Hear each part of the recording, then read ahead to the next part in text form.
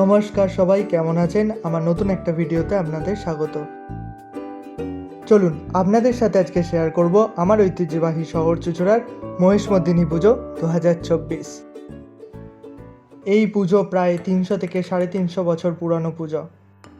জামাই ষষ্ঠীর দিন থেকে এই পুজোর ষষ্ঠী শুরু।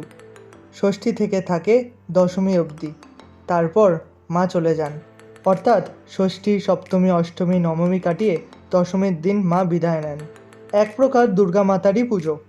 কিন্তু দুর্গা ঠাকুরের মতো সরস্বতী, লক্ষ্মী, কার্তিককে নিয়ে মা আসেন না। মা আসেন স্বামী অর্থাৎ মহাদেব এবং গণেশকে নিয়ে। চলুন মাকে দর্শন করে নেওয়া যাক।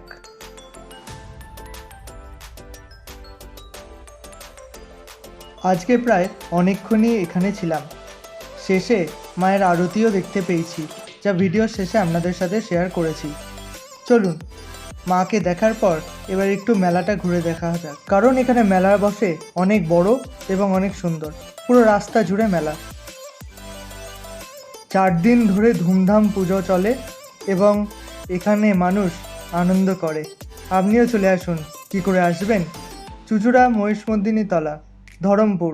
আসতে হলে চুঁচুড়া স্টেশনে নেমে টোটো করে ধরমপুর মহিষমর্দিনী তলা বললে সহজেই পৌঁছে যাবেন এইখানে। আচ্ছা, এবার বলি, এখানে মহিষমর্দিনী মাকে সারা বছর বেদিতে পূজা করা হয়। তার জন্য ছোট্ট একটা মূর্তিও রয়েছে।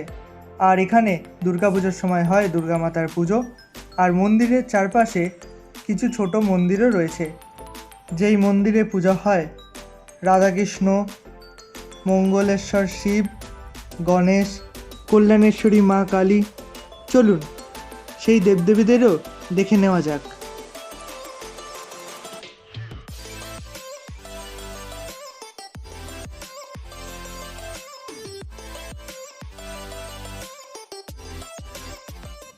নিত্য পূজা অর্চনা হয় এই মন্দিরগুলোতে।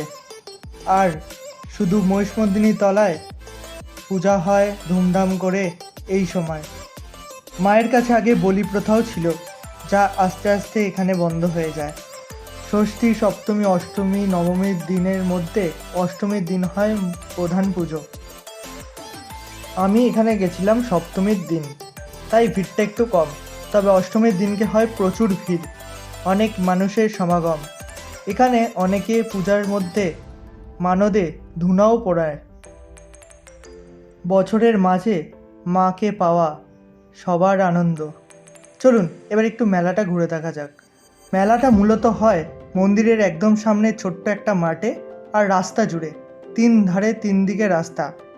পুকুরের পিছনেও হয় বড় মেলা। পুকুরের পিছনে থাকে বিভিন্ন অ্যাক্টিভিটিগুলো, আর রাস্তাটা জুড়ে থাকে খাবারের দোকান বিভিন্ন। আর অন্য রাস্তার দুটোতে থাকে মাটির পুতুল, গ্লাস, বাটি, কাচের জিনিসপত্র, এই সমস্ত কিছু আর কি।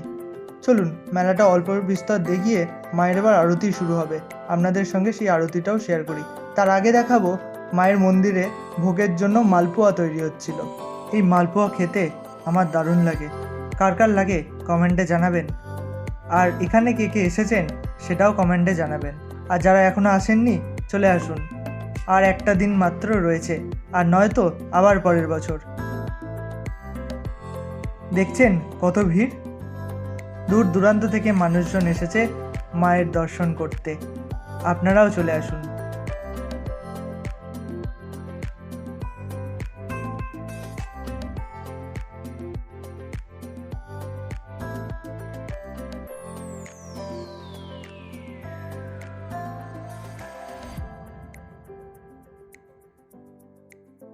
আমার ভিডিও আপনাদের কেমন লাগছে অবশ্যই লাইক করে এবং কমেন্ট করে জানাবেন।